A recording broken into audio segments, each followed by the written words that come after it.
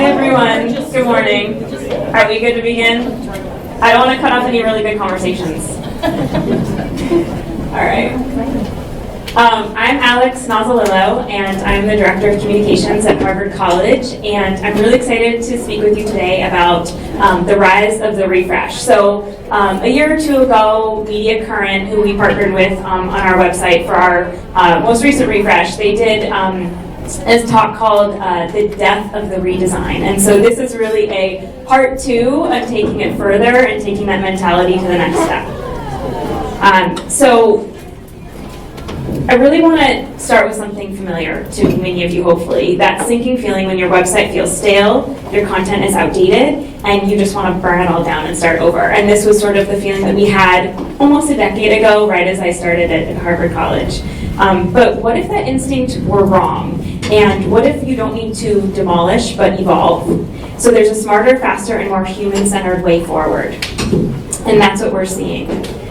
So before we dive in, fair warning, most of the upcoming slides feature peaceful visuals. So it's going to be a bit of a departure from what you're used to today. So I'm talking beaches, oceans, skies, and that's really intentional. That research shows that when viewing these calming nature scenes, our parasympathetic nervous system, it helps it relax. So take a deep breath and let's refresh our spirits as we start and dig in with Rise of the Refresh.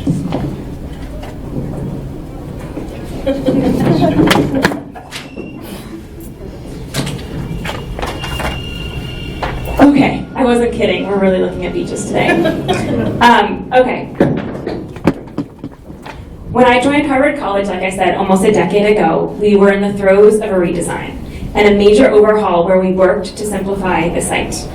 We figured simple was best, and we could always add to it. I think the quote is, "Simplicity is the ultimate sophistication." So flash forward through the pandemic and some wild times in the world. As you know, Harvard's in the media lately. And 5 years later, we were talking about the website again. Because they say that you should redesign your website every 3, 5, 7 years when the site feels quote unquote old.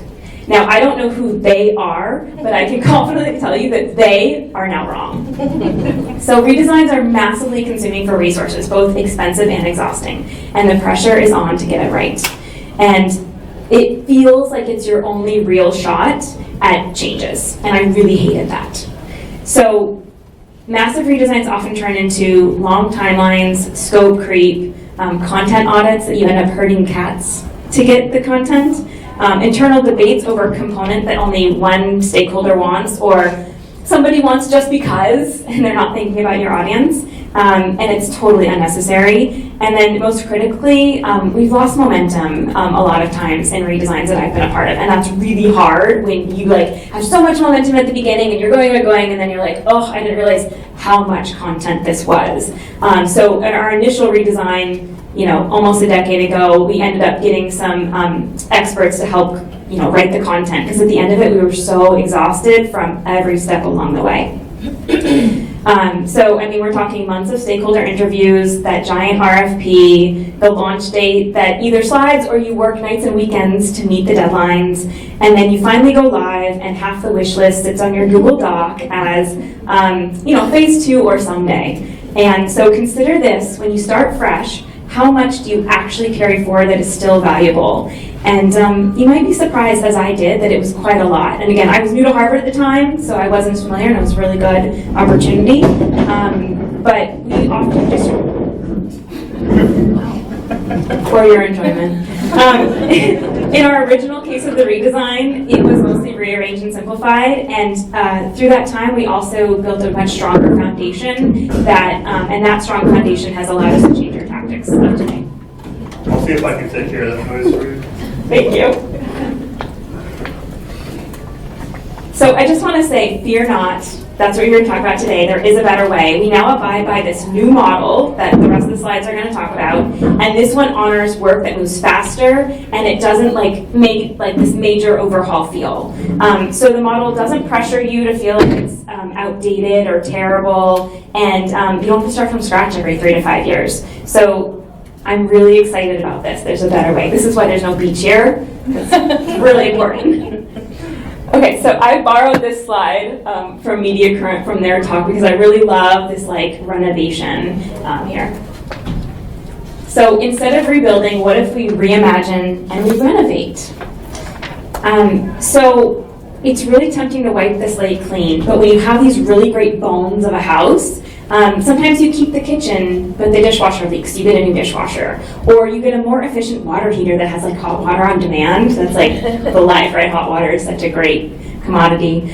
You switch to LED light bulbs to save energy. And in our homes, these small changes can make an enormous impact. And the same is true in communications. So it's especially in higher ed where approval cycles are, yes? They're doing construction upstairs, so I apologize. And I asked them to, but I keep it down. Thank you, that's okay. A little extra soundtrack if you will. So especially in higher ed where approval cycles are long, you have a lot of stakeholders, a lot of cooks in the kitchen, and your bandwidth is tight, the refresh lets us make some progress without waiting for perfection. What is perfection anyway? So let's get back to our refreshing beach scenes here. So our refresh process is strategic, continuous improvement. It's not a cosmetic cleanup like a patch of paint on the wall or some siding. At Harvard College, we took this approach across our platforms in the last few years, from design updates in the web, content optimization. We've done storytelling shifts. I do have some photos of that. Social media and student engagement there. And so for our most recent refreshes, we didn't start from scratch, we started from strength. We asked what is true, what needs to evolve, and how can we make this better for our audience and the changing needs. So the refresh isn't necessarily about doing less, it's about doing what matters most and doing it better. Our web platform was strong for our most recent iteration, and we needed to evolve the tone, the visual feel, and the storytelling structure. So we sought to refresh our web design with an updated print brand, and we focused on the college being both affordable and accessible. We needed a revitalized storytelling platform to share the amazing stories already within our community. And then media current expertise was key, and they updated our digital design, ensuring a seamless integration for new and legacy components. And they used this little toggle so we could go to a page and click a button, and it went from the old and incorporated the new, which was awesome. And so the result is, if you go to college.harvard.edu, the site felt modern, inclusive, and welcoming without us starting over again. So these small shifts made some major momentum most recently. So at some point we stopped thinking in terms of major redesigns and started thinking and focusing on continual incremental improvements. And we are confident that our robust Drupal foundation could support every step.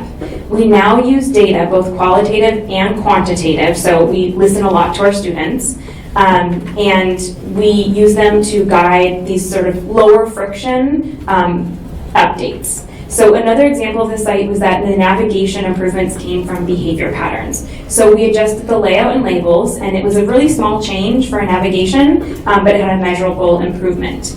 Another aspect was we have guides on our website, and we experimented a lot with guides over the last few years and during the pandemic. So if we didn't have a home, or if somebody in our community wanted to use a PDF on our website, we thought that maybe we should put it in a guide and try it there. So that was sort of our testing ground.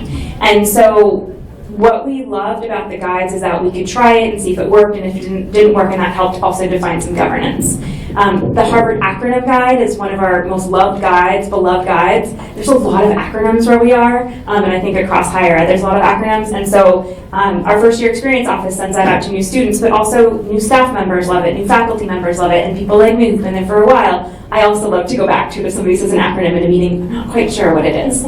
But we've tracked these guides, and some anecdotal feedback is like, it's great, but students can't find it. So our amazing team thought that we should highlight it differently in the navigation and then sprinkle it throughout the website. And then otherwise, we have a couple guides this summer that we're sunsetting because they no longer serve our needs. Either the content has found a home on a different part of the site, on a different web property, and there's no reason for it anymore. So we sunset things a lot quicker, and I absolutely love that. So this is a moment where the audience listening has cascaded into an actionable and an awesome improvement in what we're doing. And this approach reduces resistance, and stakeholders don't need to brace for these massive shifts. They know that improvement is the norm, and they also, it lessens the stakes. So you're not just, asking them, will you review this major refresh, but you're letting them know at a meeting that XYZ is happening. And so it doesn't feel like this massive overhaul all the time, or every few years. So while our refresh did earn a W3 award, it's the incremental improvements that have made the most impact with our audience. And our refresh is ongoing. It's never really done. So even just yesterday, we were on a call with Media Current about what's the next phase that I actually have some photos that I'm really excited about. So this is kind of from Silicon Valley, that they move fast and break a lot of things, right? So we're trying to move faster and not break a lot of things, but we do. So obviously not every move is a micro win, and sometimes we try it and it doesn't work, so we adjust and move on. We've done this with web, we did this with social, we tried a different social account for the last year with students, it did not work, we're sunsetting it this month. And also sometimes the data indicates one thing and then turns out another. So we assumed we have a weekly newsletter update. It receives between 80 and 90, sometimes over 90% open rates that we have. We assumed that most students would want to read it on mobile since most of our web is mobile. And we found out that actually 90% or more of the students that open it on desktop, which anecdotally it's during their first class on a Thursday morning. So sorry professors for that one. And so now this summer we're looking at ways to optimize that for desktop as well. We also learned that they use Gmail as the email client, which was really helpful. So how do we optimize it for that? So these incremental wins. So sometimes we have assumptions and we try and translate it over, and sometimes that works and sometimes it doesn't, and we continue to iterate. But universities also move like cruise ships usually. And so we never wasted a crisis during the pandemic. We tried to move like a speedboat. Sometimes that worked and sometimes it didn't, but we found a really great spot being a good sailor. So I love sailing. We're in Boston. Sailing's really big here. So we use audience data, stakeholder insights, and real-time feedback to adjust our sails, weather rogue waves, and keep charting our path forward.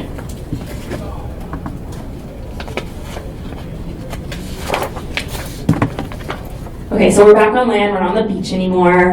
Here's some real storytelling. So I'm particularly excited about what we're doing with our former news and announcements, as you can see here on the left, and now what college news looks like on the right. So we relaunched it in the last year, and it's already on its way to becoming such a wonderful, vibrant corner of our web properties. So we realized that we really needed a platform from our leadership to own our own narrative. You've seen our university in the news a lot, and we wanted to make sure that when a media outlet put up a picture of a tent, that it was clear that that tent was done from years ago, not currently. That's not what campus looks like. And I have family on the West Coast who said, what's really happening on campus now? So we wanted to own the narrative and show all the goodness that's happening across our institution. But we didn't wait for perfection, because what is perfection anyway? So we took the initial, news and announcements, and we initially labeled it college news. And then we got to phase one, and phase one was just launching a very basic layout in the middle. And then on the right side, this is where we're at right now with phase two. We have taxonomy and categories, and we have our student articles. We have students write a lot of articles, which is incredible. And it's ongoing for more visual elements and greater taxonomy and organization. And then phase three for the future, we're looking at small but impactful improvements, honing in on our storytelling. There's so much of it in all the nooks around campus that we have to look for, but also amplification of these efforts. So right now we have our weekly update, and we have students, but there's so many more audiences that we think that would be interested, alumni, admissions, and that's really been a tangential win that we developed it for one audience, but now we're realizing that a lot of our open rates and interest are growing in different areas as well. So there's a lot of people who love to see what's happening in our undergraduate community. Lots of room to grow and evolve here, and lots of things to experiment with. So I just want to talk a little bit about content that connects, and a little bit more data about the college news. So we have some really early data and some interesting trends. So we have 3 types of content. We have short form, medium form, and long form. So medium form is, like short form is a content that grabs your quick attention, like the elevator pitch. And then the medium form content, that strikes a balance, and I thought that would be like the most interesting for students, especially this generation of social media where you scroll and you swipe and everything like that. And I thought, it's kind of like the dinner party conversation where it strikes a balance. It delivers substance, but it's also approachable and informative. And then the long form obviously still matters to SEO, of course, but surprisingly, this also was our most popular. So we did stories, all 3, and long form was surprisingly performing the best for engagement across our admittedly limited 15 articles so far. This data set. So that was a bit of a surprise to me. I thought that the medium form would do a lot better. So what's going on? I think that we learned from the trust right before. If you were in this room, you saw that long form articles are popular. But are readers genuinely craving this in-depth content? Or are our long form articles simply pieces that had a better voice, more compelling topic? So just wanted to sort of dig into that a little bit more. So the jury's still out, but it's worth looking at, and it's worth continuing to iterate on that topic. And then even though we're here to talk about communications, I'd be remiss if I didn't mention white space for the win. And I love white space. As you can see, I didn't want to clog up the PowerPoint slides with a bunch of words and data and everything like that. So I'm really big into simplicity, and we use it as a design tool, not a luxury. So white space gives an air of elegance, but it also improves comprehension, and more importantly, it reduces cognitive load. And so I think that we're overloaded and overwhelmed in today's world, and that's something that helps with understanding, particularly if you're skimming, like I'm guilty of. But I really enjoy when there's a lot of white space, or there's a lot of small paragraphs, so I can get through pretty quickly. So in short, strategic white space has created this breathability, professionalism, and trust. Okay, so I just quickly want to talk about version 0.5. When we did the redesign years and years ago, we had a flagship video that we absolutely loved, and that was something that worked to create when we created the refresh. But then unexpectedly, we had leadership changes, and our dean, his tenure is ending this year. So rather than doing an entire video another time, we've been making strategic shifts to that video, and we've been doing small incremental changes. So the B-roll was good, and maybe this really great person was in it, but then we fill in other information and other interviews to fill it in. And best of all, no one has asked why we're starting over, but the consensus has been, wow, this resonates, and that is the power of a refresh done right. All right, so we also refresh platforms, not just web pages. And this is a couple of the things that we have been working on lately. The Instagram, which has closer to 207,000 followers, our weekly update that I mentioned prior, and then we have a college calendar.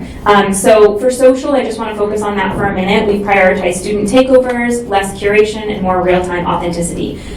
I love to talk about just a really quick example of a student who was a first-year student going to his first football game at Harvard-Yale, which is our big event at the game, and we had sort of the A/B tests. So we had a photo of him and his buddies, and they did a selfie in the van, and then on the flip side, we had these really professional athletic shots of the touchdowns and the game and all of that. And the photos of him and his friends, underexposed, blurry at the edges, horribly done, it did increasingly so much better.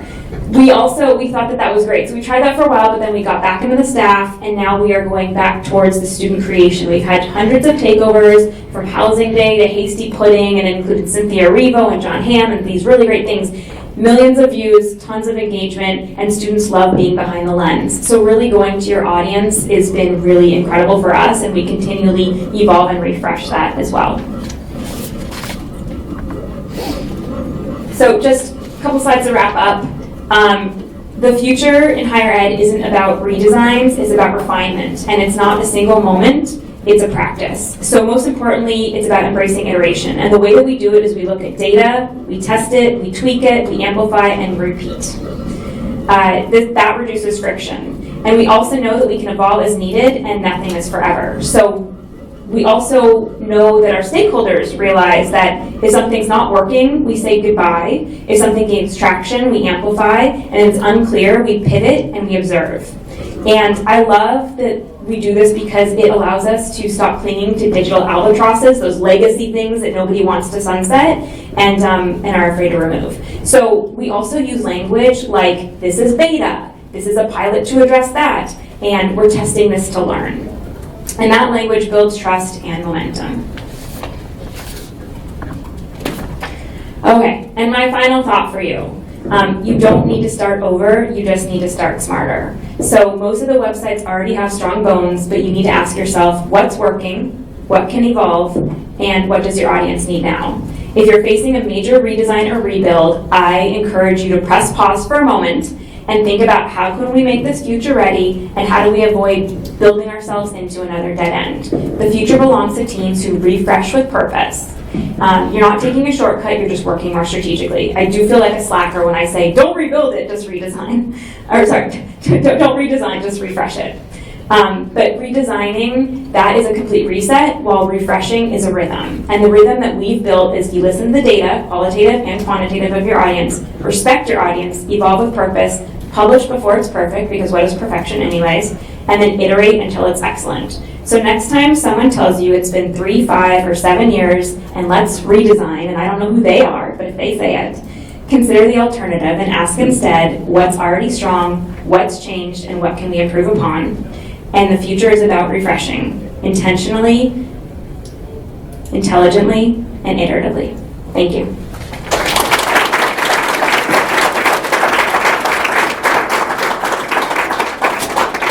I know we started a few minutes late. I don't know if anybody has a question.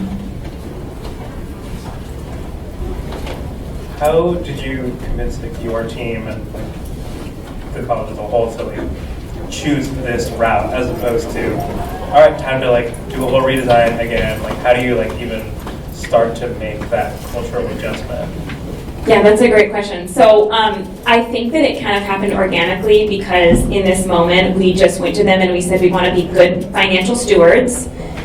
And we said it still looks fresh. We also came up with, we have prospective students who it's always kind of new to them. So even though it feels stale to us, it's pretty new. But I think that we just kind of came together as a team and it was some sort of serendipity. We all kind of had the same idea. And then we had the stakeholders buy in, because when you get to the bottom line and you're like, it's cheaper and it's better and it's strategic and let's try it. So it wasn't, I think that the biggest part was we just wanted to try it for this. So instead of rebuilding it, we were like, let's try a refresh and see if it works. And it did. And hopefully you can find some serendipity there too, if you're doing that. How do you prevent the iterations from either getting too big or too broad?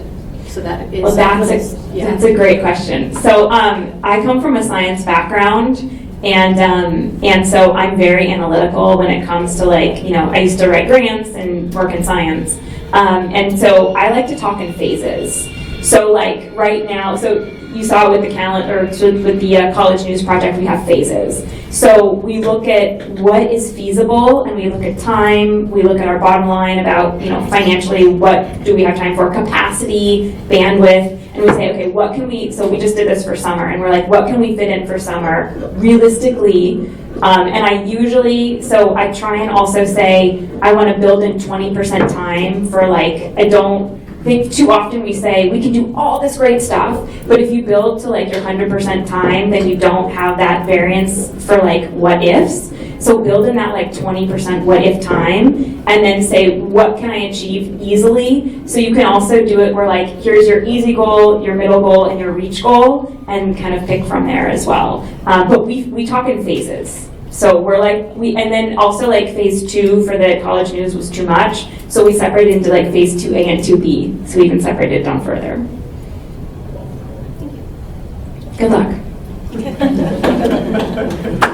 Thank you.